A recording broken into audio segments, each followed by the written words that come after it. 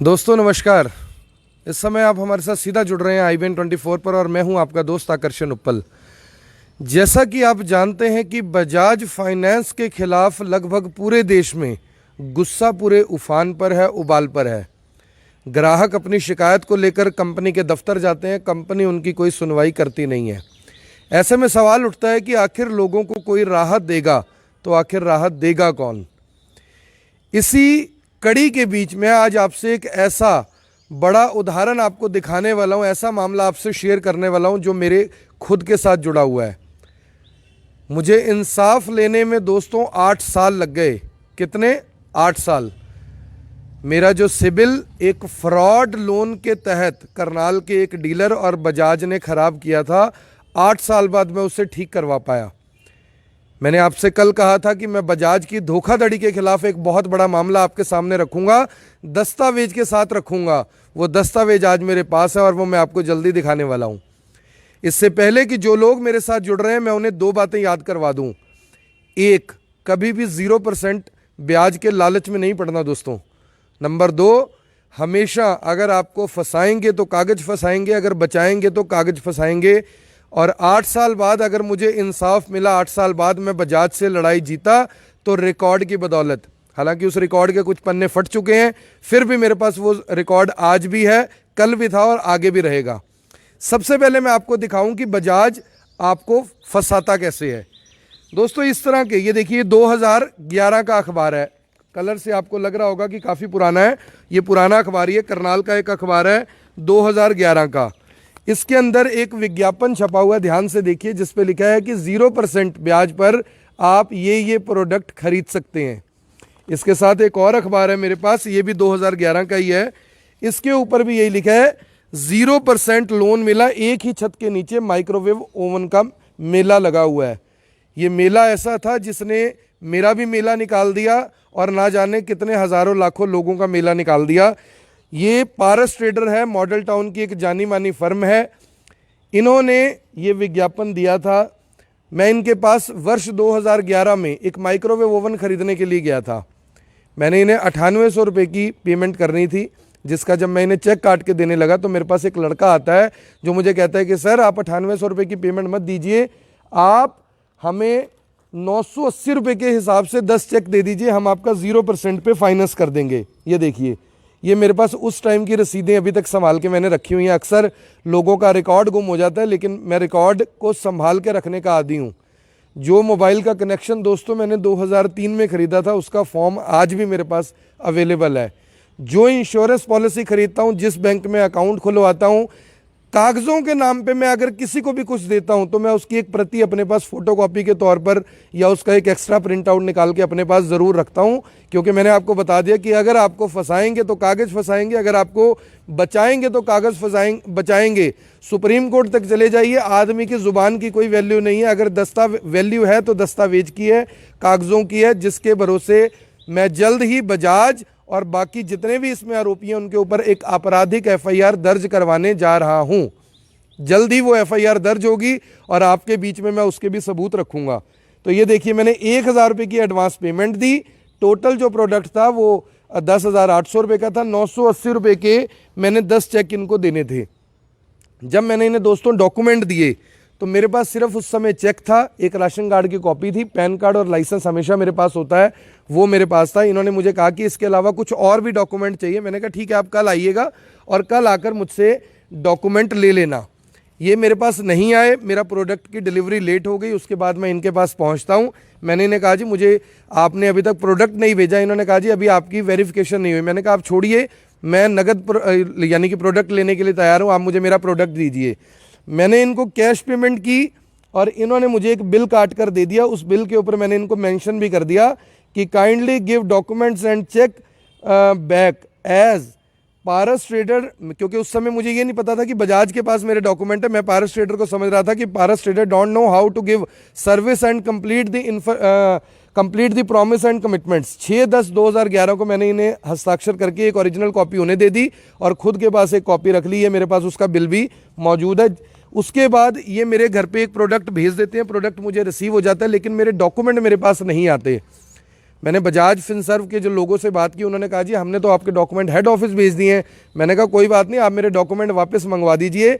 In the mean while मैं अपने सभी के सभी चेक्स को स्टॉप पेमेंट करवा रहा हूँ। जब इन्होंने मुझे मेरे डॉक्यूमेंट वापस नहीं दिए, मैंने कुछ देर इनसे बात भी की। इनके जो डीलर थे, पारस ट्रेडर के मालिक हैं, शायद मलिक करके कुछ नाम है उनका, उन्होंने उस टाइम पे मुझसे बहुत गलत तरीके से बात की थी, मुझे आज भी याद है। उसके बाद मैं बैंक जाता हूँ, आईडीबीआई बैंक में मेरा अकाउंट था, पढ़ लीजिए ध्यान से। आईडीबीआई बैंक में जाता हूँ और मैं ये सभी के सभी जो चेक नंबर मैंने उनको दिए थे, मैंने ये सभी के सभी स्टॉप पेमेंट करवा दिए। और ये देखिए साथ में मैंने एक एप्लीकेशन भी लिख के दी। इस समय ये कागज फट चुके हैं लेकिन मेरे बहुत काम के हैं, क्योंकि इसकी ओरिजिनल कॉपी मेरे पास है, फोटो कॉपी माफ़ कीजिएगा, इसकी एक और कॉपी मेरे पास है। लेकिन इस समय ये कॉपी जो आपको मैं दिखा रहा हूँ ये बैंक ने मुझे दी थी, ये फट चुकी है, लेकिन दस्तावेज मेरे पास ज़रूर मौजूद है। और आप देखिए मैंने इस पर साफ तौर पर मेंशन किया था कि kindly submit as my request with immediate effect. ये मेरे हस्ताक्षर थे और मैंने तुरंत अपनी जो कंप्लेंट थी, अपनी शिकायत थी, आईडीबीआई बैंक में दी कि मेरे जो चेक हैं उन्हें स्टॉप पेमेंट करवा दिया जाए। इसके बाद दोस्तों मुझे पता लगता है कि मेरा पहला चेक बजाज ने बैंक में लगा दिया है, क्योंकि चेक मैंने खुद साइन किए थे, इस बात से मैं इनकार नहीं करता, मैंने साइन किए थे, लेकिन मैं उनकी स्टॉप पेमेंट करवा चुका था। जब उन्होंने मेरे डॉक्यूमेंट, मेरे चेक मुझे वापस नहीं दिए तो मैं उसकी स्टॉप पेमेंट करवा चुका था। मैं लगातार इनसे अपने चेक और अपने डॉक्यूमेंट मांग रहा था, इन्होंने मेरे डॉक्यूमेंट नहीं दिए। जिसके बाद मैंने उस समय के जो करनाल के एसपी हैं, ये देखिए 11 फरवरी 2012 को मैंने करनाल के एसपी को एक शिकायत दे दी। ये मेरे न्यूज़पेपर का लेटर हेड है, superintendent of police sector 12 Karnal. और पूरी शिकायत में मैंने ये पूरे का पूरा मैटर भी लिखा, सिग्नेचर किए अपने, और इन्हें बाय पोस्ट भेज दिया। बाय पोस्ट की ये देखिए मेरे पास रसीद भी आज भी उपलब्ध है, किसी भी कोर्ट में इसे चैलेंज किया जा सकता है। और मैं जानता हूँ कि दस्तावेज फंसाते हैं और दस्तावेज बचाते हैं। उसके बाद भी जब मामला नहीं सुलझा तो मैंने अपने वकील का ये देखिए नोटिस इन्हें दिया, पूरे का पूरा मैटर इसमें लिखा। मैंने इन्हें नोटिस भिजवाया कि आपने अभी तक मेरे डॉक्यूमेंट नहीं दिए, मैं आपको कैश पेमेंट कर चुका हूं। मुझे इस बात का डाउट है कि आप मेरे चेक का मिसयूज़ कर सकते हैं, मुझे मेरे चेक, मुझे मेरे डॉक्यूमेंट वापस दिए जाएं। साथ ही मैंने कंपनी को कंप्लेंट की कि आपने जो मेरा ये लोन किया है, क्योंकि मैंने डॉक्यूमेंट तो आपको पूरे दिए नहीं थे, आपने मुझसे एक राशन कार्ड लिया, एक लाइसेंस लिया, एक पैन कार्ड लिया और मेरे चेक लिए। आपने मुझे कहा था कि हमें और भी डॉक्यूमेंट चाहिए, हम वेरिफिकेशन के लिए आएंगे। ना तो मेरे घर कोई वेरिफिकेशन के लिए आया, ना मैंने कोई प्रोडक्ट लिया, तो मेरे चेक कहाँ यूज़ हो रहे हैं। तो दोस्तों अब कमाल की जो बात है वो आपके सामने है। ये वो फॉर्म है जो मुझे कंपनी की तरफ से दिखाने के लिए भेजा गया था, लेकिन मैंने कंपनी का जो व्यक्ति मेरे पास आया था उससे लड़ झगड़ कर ये फॉर्म रख लिया था। वो मुझे देने को तैयार नहीं था। मैंने उसे धक्के से कहा कि नहीं, मैं अब आप मुझे दे चुके हैं, अब मैं इसे वापस नहीं करूँगा। तो कमाल की बात मुझे इस फॉर्म को पढ़कर पता लगती है, क्योंकि मैंने वर्लपूल का, मैं एक बार चाहूँगा एक बार डॉक्यूमेंट मुझे नीचे से दिखा दें। ये देखिए दोस्तों, माइक्रोवेव ओवन का मेला था, मैंने माइक्रोवेव ओवन खरीदा था। माइक्रोवेव ओवन का बिल कटा हुआ है, उसकी रसीदें मेरे पास मौजूद हैं। ये देख लीजिए क्या लिखा हुआ है, ध्यान से पढ़िए। वर्लपूल 8245, ये वर्लपूल 245 माफ़ कीजिएगा, इसका जो मॉडल नंबर है था। ये आज भी मेरे पास माइक्रोवेव ओवन उपलब्ध है। लेकिन जब मैं अपने फॉर्म को पढ़ता हूं तो मैं चौंक जाता हूं। चौंक दोस्तों मैं इसलिए जाता हूं, ये देखिए इन्होंने क्या किया। इन्होंने हरप्रीत सिंह उस लड़के का नाम था जो बजाज फाइनेंस का लड़का था, पारस ट्रेडर उस कंपनी का नाम है। और ये देखिए सैमसंग की वॉशिंग मशीन इन्होंने फाइनेंस की थी मेरे नाम पर, ये इन्होंने किसी और को बेच दी, डॉक्यूमेंट मेरे लगा दिए। और मेरे डॉक्यूमेंट्स के साथ ना केवल इन्होंने छेड़छाड़ की, बकायदा धोखाधड़ी की गई। 420 का सीधा सीधा ये मामला बनता है। इन्होंने वॉशिंग मशीन, ये देखिए मेरे प्रोडक्ट का रेट था 10,800, 10,780 रुपये की, इन्होंने ये वॉशिंग मशीन किसी और को बेच दी। और ये देखिए 9800 रुपये के 10 चेक, 980 रुपये की एक किस्त, कुल 9800 रुपये। इन्होंने इस तरह से ये पूरे का पूरा फ्रॉड किया। जब मैं ये देखा तो मैं बहुत ज़्यादा चौंका कि ये क्या हो रहा है बजाज में, ऐसा कैसे हो सकता है। और ये देखिए उसके बाद इन्होंने एक लॉन्ग टर्म शीट कुछ होता है इनका डॉक्यूमेंट, इन्होंने 5/11/2011 को पहली ईएमआई मेरी ड्यू रखी हुई थी, पीडीसी लिखा हुआ था क्योंकि मैंने पोस्ट डेटेड चेक दिए थे, लेकिन मैंने प्रोडक्ट नहीं लिया था इसलिए लगा नहीं सकते थे। और ये देखिए मेरे फर्जी साइन कर दिए, मेरे पास हस्ताक्षर जैसे मैं करता था उससे मिलते जुलते कर दिए। ये देखिए अभी मैं आपको अपने असली हस्ताक्षर भी दिखाऊंगा, वो भी आप देखिएगा।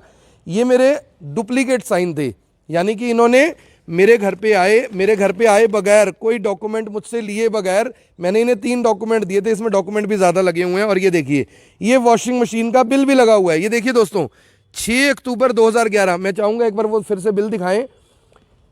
ये देखिए 6 अक्टूबर को मैं प्रोडक्ट क्या खरीद रहा हूं,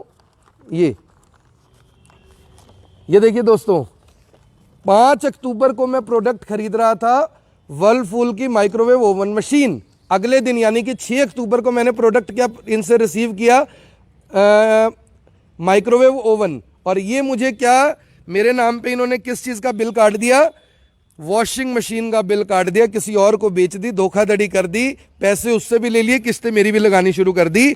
लेकिन ये भूल गए थे कि मेरा नाम आकर्षण उपल है। आकर्षण उपल से पैसे लेना इतना आसान काम नहीं है। मैंने आज तक जितने लोन लिए हैं सब समय से पहले चुकता किए हैं, लेकिन क्योंकि ये लोन मैंने लिया नहीं था इसलिए मैं इसकी कोई भी किस्त भरने के लिए लायबल नहीं था।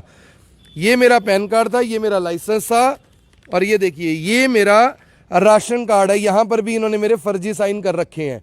मेरा सवाल ये है कि जब मैंने बैंक के चेक पे साइन किए थे, चेक पे मेरे ओरिजिनल साइन थे, इन डॉक्यूमेंट पर साइन, कंपनी ने उस टाइम मुझे ये बोला था ये साइन आपने किए हुए हैं। मैंने उन्हें एक ही बात बोली थी, आप बैंक के व्यक्ति हैं, अगर मेरे साइन मैच नहीं कर रहे थे तो आपने मेरे से डॉक्यूमेंट कैसे ले लिया, और डॉक्यूमेंट तो मैंने पूरे आपको दिए ही नहीं थे।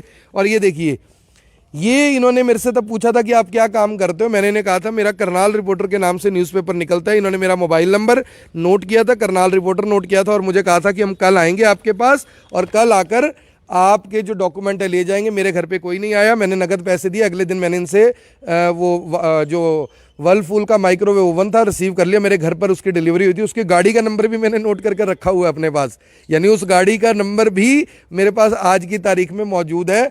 और ये देखिए इससे बड़ा फ्रॉड क्या होगा, बजाज फिनसर्व के फॉर्म के ऊपर पूरा करनाल उस समय भी जानता था, आज भी जानता है कि मैं पत्रकार हूं, मेरी जो रिटर्न्स हैं वो उसी हिसाब से जाती हैं। लेकिन इन्होंने मुझे आईडीबीआई बैंक के अंदर सेल्स ऑफिसर दिखा दिया, सेक्टर 12 ब्रांच थी, आईडीबीआई बैंक के अंदर मुझे सेल्स ऑफिसर दिखाकर मेरा फर्जी लोन किया गया। और ये देखिए मेरे फर्जी हस्ताक्षर भी किए गए हैं, मेरे हस्ताक्षर किसी और तरीके के हैं, इन्होंने ये हस्ताक्षर इसमें भर दिए और फर्जी डिटेल्स इसमें भर दी, फर्जी वेरिफिकेशन कर दी। वेरिफिकेशन उस समय ये करने घर आया करते थे, ये फर्जी वेरिफिकेशन भी इन्होंने उस समय कर दी। और जो सिग्नेचर है उन्हें देखकर साफ पता लग रहा है कि ये जल्दबाजी में सिग्नेचर किए गए हैं। ये देखिए 6/10/2011 को इन्होंने मेरी वेरिफिकेशन कर दी, जबकि 6/10/2011 को तो मेरा लोन ही नहीं हुआ था। इसी वजह से तो मैं नगद पेमेंट देके इन्हें ले आया था, नगद का बिल मेरे पास मौजूद है। और ये देखिए इससे अगला फ्रॉड, मेरे नाम पे फर्जी बिजली का बिल बना दिया। मेरे घर का बिजली का बिल मेरी माताजी के नाम पर आता है, आज भी उन्हीं के नाम पे मीटर है, मेरे नाम पे नहीं है। इन्होंने फर्जी बिजली का बिल लगा दिया। जब ये इतना सारा मैटर हो गया दोस्तों, मैंने पुलिस में कंप्लेंट फाइल कर दी। वहाँ पर बजाज के जो मैनेजर वगैरह थे वो सब लोग आते हैं और मुझे ये कहा जाता है जी हमसे गलती हो गई है, हम आपका कोई भी चेक बैंक में नहीं लगाएंगे क्योंकि बैंक में सब कुछ जा चुका है, डॉक्यूमेंट सारे जा चुके हैं। अब आपका कोई भी ऐसा दस्तावेज नहीं प्रोड्यूस किया जाएगा जिससे आपका सिबिल खराब हो या आपका जो चेक बैंक में जाए। और उसके बाद कोई चेक मेरा लगा भी नहीं, क्योंकि शहर के काफ़ी लोग उसमें बीच में थे। नरेंद्र अरोड़ा जी करनाल के जाने माने व्यक्ति हैं, वो बीच में थे।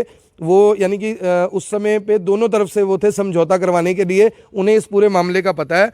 और उसके बाद क्या होता है दोस्तों, ये देखिए ये सारा मैटर हो गया। उसके बाद मेरा कोई चेक नहीं लगा, मुझे कोई दिक्कत नहीं आई। सिबिल मैंने कभी चेक नहीं किया क्योंकि मुझे एक ही बार लोन लेना था, उस समय मेरा सिबिल ठीक था, मुझे कोई दिक्कत नहीं हुई। 7 फरवरी 2018 को मुझे कोटक महिंद्रा बैंक की तरफ से एक चिट्ठी मिलती है, यानी कि इस पूरे एपिसोड के लगभग 6 साल बाद मुझे कहा जाता है कि आपके ऊपर 81,550 रुपये का लोन बकाया है। मेरा माथा ठनक गया देख के, मैंने कहा यार 81,550 रुपये का किस चीज़ का लोन है। तो इसी के ऊपर लिखा हुआ था कि बजाज कंज्यूमर ड्यूरेबल का एक लोन अकाउंट नंबर है ये, जो कि आपने बजाज फाइनेंस इंडिया लिमिटेड से लिया था, आपने उस लोन को अदा नहीं किया, इसलिए आपको 81,550 रुपये भरने हैं। मेरा माथा ठनका। जब मैं कोटक महिंद्रा बैंक पहुंचा तो मुझे बताया गया कि कोटक ने जितने डिफ़ॉल्टर लोन होते हैं बजाज फाइनेंस के वो खरीद लिए हैं, इसलिए आपको ये नोटिस आया है। इससे 2 चीज़ें थी दोस्तों, एक तो मेरा सिबिल खराब हो गया था, मैंने सिबिल चेक करवाया, मेरा सिबिल खराब मिला मुझे। दूसरी ये कहा गया कि डिफ़ॉल्टर लोन खरीद लिया, यानी कि इन्होंने मुझे डिफ़ॉल्टर बना दिया। जिस लोन को मैंने ज़िंदगी में लिया नहीं, जिस लोन के लिए मैंने इनसे कुछ भी इनकी सुविधाएं नहीं ली, इन्होंने वो लोन मेरे ऊपर खड़ा कर दिया। और उसके बाद क्या होता है, मैं जाता हूँ बैंक में, आईडीबीआई बैंक में, क्योंकि आईडीबीआई बैंक से मुझे तब ये कहा गया था कि आपका कोई भी चेक प्रोड्यूस नहीं किया गया है बैंक बजाज फाइनेंस की तरफ से। मैंने उन्हें 1/8/2019 को एक एप्लीकेशन दी आईडीबीआई बैंक में। उन्हें मैंने कहा कि मैंने आपको एक शिकायत जो कि 1 अक्टूबर माफ़ कीजिएगा, इसमें डेट गलत लिखी हुई है, ये 29 अक्टूबर है, 29 अक्टूबर 2000 नहीं माफ़ कीजिए, मैंने ये मांगा उनसे कि 1 अक्टूबर 2011 से लेके आज तक की मुझे मेरी बैंक डिटेल दी जाए, मुझे बताया जाए कि मेरे कितने चेक आज तक बाउंस हुए हैं। उसके बाद मुझे बैंक ने रिटर्न में ये दिया कि as per report for inward checks inquiry for the period of 1/10/2011 to 1/8/2019 no record nil record is found, यानी कि कोई भी चेक मेरा बजाज ने बैंक में लगाया ही नहीं था। यानी कि जो समझौता मेरा थाने के अंदर हुआ था वो ठीक था, हालांकि वो लिखित समझौता नहीं था, वर्बल था। इन्होंने कहा जी हमारी कंपनी बहुत बढ़िया, हम लिखित में नहीं दे सकते, कल को आप कोर्ट चले जाओगे, हमारे लिए बड़ी दिक्कत हो जाएगी। इसलिए मैंने भी कहा कि कोई बात नहीं, आप मेरा चेक मत लगाना और मेरे डॉक्यूमेंट का कोई मिसयूज़ ना हो। मैंने भी मामला रफा दफा कर दिया, शहर के कुछ लोग बीच में आ गए थे, पूरी मैं स्टेटमेंट निकलवा कर लाया। इस पूरी स्टेटमेंट में कोई भी चेक बाउंस का ना तो चार्ज था, ना ही मेरा कोई चेक बैंक में लगा था। उसके बाद मैंने एक शिकायत की हरियाणा के मुख्यमंत्री मनोहर लाल खट्टर को, देश के प्रधानमंत्री नरेंद्र मोदी को, अमित शाह जी को, रिजर्व बैंक ऑफ इंडिया को, इन जितने भी पुलिस के डीजीपी को, पुलिस के एसपी को, मैंने कोई जगह नहीं छोड़ी, हर जगह लड़ाई लड़ी अपनी। आपको भी यही लड़ाई लड़नी है, ध्यान से सुन लीजिएगा। आपको जितने मुख्यमंत्री हैं जितने भी राज्यों के, इसी खबर के नीचे उनका लिंक मिलेगा, उस लिंक पे क्लिक करना, आप अपने सीएम को ये शिकायत भेजिए। जो आपके स्टेट के पुलिस हैं उनके ईमेल आईडी में लिख रहा हूँ, उनके एड्रेस लिख रहा हूँ, लिंक नीचे दिया हुआ है, उस पर आप अपने पुलिस के डीजीपी को शिकायत कीजिए, प्रधानमंत्री नरेंद्र मोदी को कीजिए, chairman reserve bank of India को कीजिए, जो गवर्नर है रिजर्व बैंक ऑफ इंडिया के उनको कीजिए। जितने लिंक मैं आपको दे सकूंगा सारे दूंगा। अगर आपके साथ भी ऐसा फ्रॉड हुआ है, आपके साथ भी नाजायज बजाज फाइनेंस कर रही है, तो आप ये शिकायत अपनी उसी नंबर पर जरूर दें, उसी ईमेल आईडी पर जरूर भेजें, उसी एड्रेस पर जरूर भेजें। ये देखिए मैंने 4 पेज की शिकायत बनाई और इन्हें मैंने हस्ताक्षर करके स्पीड पोस्ट, ईमेल, जैसे जैसे कर सकता था सारी शिकायतें कर दी। शिकायतें करने के बाद दोस्तों क्या होता है, बजाज फाइनेंस मेरे टच में आ जाती है। बजाज फाइनेंस मुझे कहती है कि सर आप इधर उधर शिकायतें मत कीजिए बार बार। डर गए थे, जैसे डर गए थे ना वहाँ सेक्टर 12 में, वैसे ही डर गए थे। डर गए, पुलिस में तो शिकायत दे नहीं सकते थे क्योंकि पुलिस में तो शिकायत देने की बारी मेरी थी। तो मैंने इन्हें जब पुलिस में शिकायतें दे दी, सारा कुछ कर दिया, इन्हें पता लग गया कि ले भाई अब कलेश कटेगा। इन्होंने मुझे एक मेल किया, इस मेल में लिखा है, ये देख लीजिए, पढ़ लीजिए, थोड़ा सा जूम करके दिखा दो लक्ष्य। इन्होंने मुझे मेल किया और कहा कि सर जी हमने आपका जो लोन है वो यहाँ से हटा दिया है, आपका जो सिबिल है वो ठीक कर दिया गया है, अब आपको टेंशन लेने की ज़रूरत नहीं है, चिंता करने की ज़रूरत नहीं है। ये मेरा सिबिल था 900 से 761 हो गया था और देख लो कहाँ कहाँ तक अपनी शिकायतें कर दी। आपका तो शायद इससे भी कम होगा। मैंने 761 से दोबारा 870 880 पहुँचा हुआ इस समय मेरा जो सिबिल है 900 में से।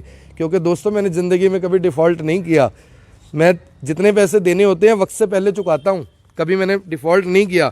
इन्होंने ये देखिए 81,000 की चिट्ठी मेरे पास थी, 91,350 रुपये बना दिए थे तब तक। उसके बाद मुझे इनकी तरफ से एक और सिविल रिपोर्ट भेजी गई, उसमें मेरा सिविल बिल्कुल ठीक था, मेरा रिकॉर्ड इन्होंने ठीक कर दिया। कोटक महिंद्रा बैंक और बजाज फाइनेंस दोनों ने वहाँ से मेरा लोन हटा दिया। उसके बावजूद मैंने इनकी एक और शिकायत फाइल की। मैंने कहा कि ये तो ठीक है इन्होंने कर दिया, लेकिन इनके ऊपर कार्रवाई क्या हुई। मुद्दा तो ये था, लड़ाई तो ये थी कि कार्रवाई क्या हुई। कार्रवाई कुछ नहीं हुई। इनकी तरफ से मुझे ये देखिए एक और मेल आता है, इस पे लिखा जाता है कि as discussed with you on mobile number, मेरा मोबाइल नंबर लिखा गया, with reference to your email we wish to inform that you received the confirmation from our team that the collection follow-up against loan account number this has been stopped and we have forwarded the same loan account for suppression from your CIBIL, यानी कि CIBIL से हटाने के लिए हमने इसे भेज दिया है। Same will be done by 10 to 15 days। दोस्तों लड़ाई बहुत बड़ी थी, लंबी थी, लेकिन लड़ी मैंने और मैं उसमें जीता भी। अब अगली कार्रवाई सुन लीजिए। कोई दस्तावेज रहे तो नहीं क्या, और हो गए ना सारे खत्म, बिल्कुल ठीक है। अब अगली कार्रवाई ये है कि मामला इनका चला गया दोबारा से एफआईआर दर्ज होने के लिए, और 3 के ऊपर एफआईआर दर्ज होनी है।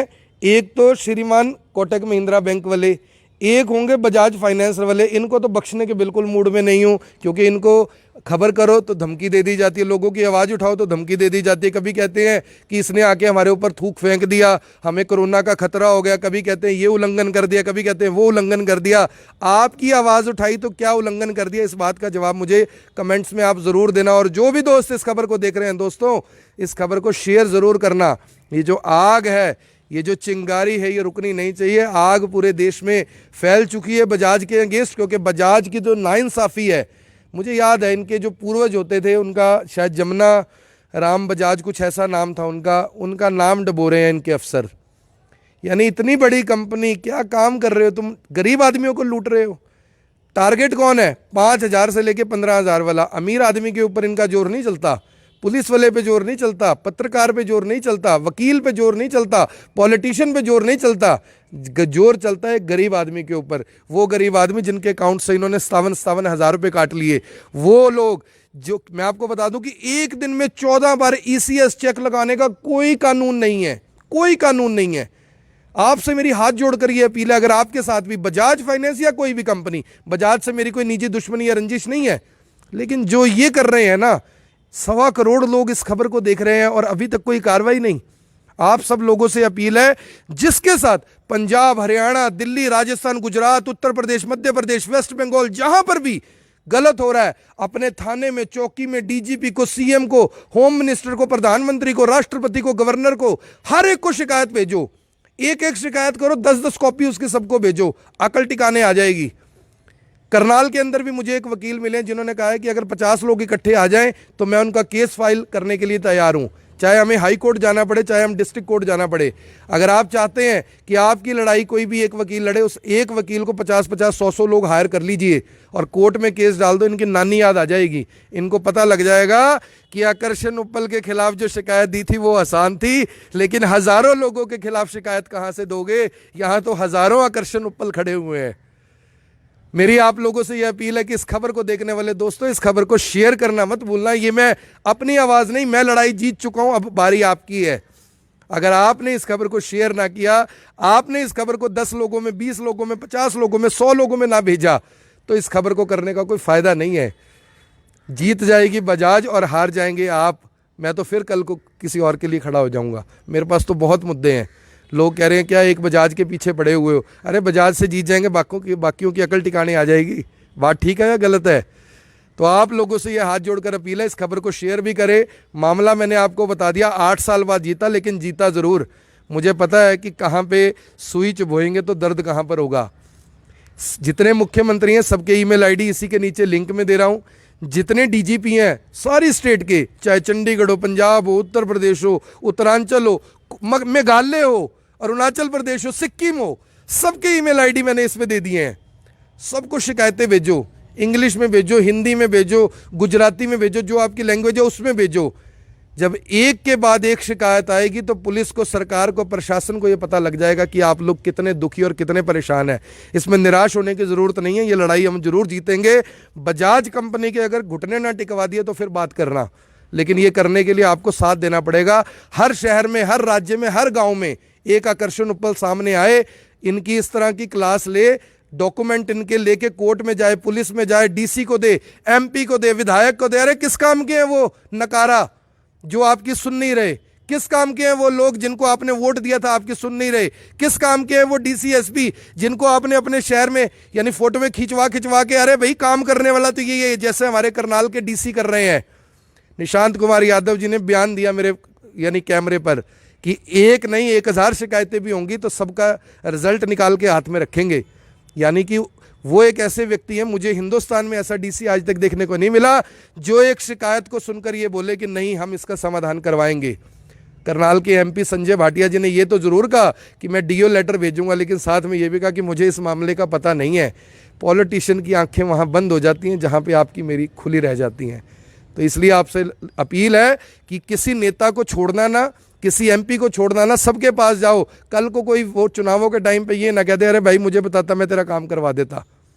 इसलिए आप लोगों से अपील है कि जो भी लोग इस खबर को देख रहे हैं, इस खबर को शेयर करें। बैंक के स्टेटमेंट निकलवाओ, बजाज के स्टेटमेंट निकलवाओ और जाके कोर्ट में, पुलिस में, डीसी के पास, एसपी के पास, एडीसी के पास, एसडीएम के पास, जिसके पास हो सकता है अपनी शिकायत दर्ज करवाओ। आज नहीं तो कल, नहीं तो कल परसों, नहीं तो चौथे, किसी ना किसी दिन तो बजाज को यह समझ आएगी कि अब ये लूट चलेगी नहीं। प्रधानमंत्री जी कहते हैं आत्मनिर्भर बनो, देश की कंपनियों को प्रमोट करो। प्रधानमंत्री जी ये जुड़े हमारे हाथ। अगर ऐसी कंपनियां देश की होती है ना जो देश के लोगों को लूटती हैं, हमें ऐसी कंपनी नहीं चाहिए। हमें तो कोई फॉरेन की ला दो जो कम से कम इस देश को लूटे ना। आप सभी लोगों से यह अपील, जो भी लोग इस खबर को देख रहे हैं, इस खबर को शेयर जरूर करें। अगर मुख्यमंत्री जी देख रहे हैं, प्रधानमंत्री जी देख रहे हैं, ये देखिए हाथ जुड़े हुए हैं, लोगों को इंसाफ दिलवाओ। अगर हजारों लोग, करोड़ों लोग, लाखों लोग इस खबर को देख रहे हैं ना, तो आप भी जरूर देख रहे होंगे। ऐसा नहीं हो सकता कि आप नहीं देख रहे। कोई तो एक ऐसा विधायक, एक एमपी, एक राष्ट्रपति, एक प्रधानमंत्री, एक मुख्यमंत्री, एक डीजीपी सामने आओ कि हाँ मैं खड़ा हूं, किसके साथ गलत हुआ है, आके अपनी शिकायत दो। बन जाओ हमारे करनाल के डीसी जैसे, बन जाओ करनाल के एमपी संजय भाटिया जैसे, निकाल लो ना डीओ, निकाल लो। कंपनियों को पता लगे कि शिकायतों पे शिकायतें हो रही है, ये हमें ठीक करना पड़ेगा। और जिन लोगों का खून चूसा गया, दोस्तों खून चुसवाने की जरूरत नहीं है। घर में बैठे हो, अगर अनपढ़ हो तो किसी पढ़े लिखे का सहारा ले लो, 20 रुपये में बढ़िया चिट्ठी टाइप कर देगा। अगर चिट्ठी टाइप करनी नहीं आती तो मैं एक चिट्ठी का भी फॉर्मेट आपको भेज दूंगा। और बताओ, लेकिन अपनी लड़ाई लड़नी पड़ेगी। कब तक ये कहोगे जी हम गरीब हैं, हमें ये नहीं आता, हमें वो नहीं आता? कब तक कहोगे हम अमीर भी हैं, हम पढ़े लिखे भी, लेकिन हमारे पास टाइम नहीं है? आज तुम्हारे पास टाइम नहीं, कल को 10 आदमी रिकवरी के बाहर आके खड़े हो जाएंगे, फिर टाइम कहाँ से निकालोगे? या तो पैसे दे देना या चिट्ठी निकाल दो। निकाल लो आप भी ऐसे लेटर, पता लगे कि लड़ाई कैसे लड़ी जाती है। आप सभी लोगों से फिर से मैं अपील कर रहा हूं, हाथ जोड़कर अपील कर रहा हूं, अगर YouTube पे इस खबर को देख रहे हो तो हमारे चैनल को सब्सक्राइब जरूर करें। अगर IBN 24 पे इस खबर को देख रहे हो, फॉलोइंग में जाकर फॉलो करें, सी फर्स्ट का ऑप्शन दबाएं, ताकि हर खबर, हर अपडेट मिलता जाए। पीछा नहीं छोड़ना। 50 शिकायतें और दे दे थाने में, कोई दिक्कत नहीं है, लड़ाई लड़ेंगे। किसी से कोई पैसा नहीं मांगूंगा, किसी से कोई मदद नहीं मांगूंगा, सिर्फ इतना कहूंगा कि साथ दो इस लड़ाई को लड़ने के लिए। इस खबर को शेयर मत करना, शर्म ना करना। अगर आज शर्म की, कल को कोई आकर्षण उप्पल तुम्हारे लिए खड़ा नहीं होगा। इतना कह के इस बात को खत्म कर रहा हूं। आप देख रहे हैं IBN 24, मैं हूं आकर्षण उप्पल, करनाल से आप सभी के साथ लाइव। जय हिंद, जय भारत, सत्यमेव जयते।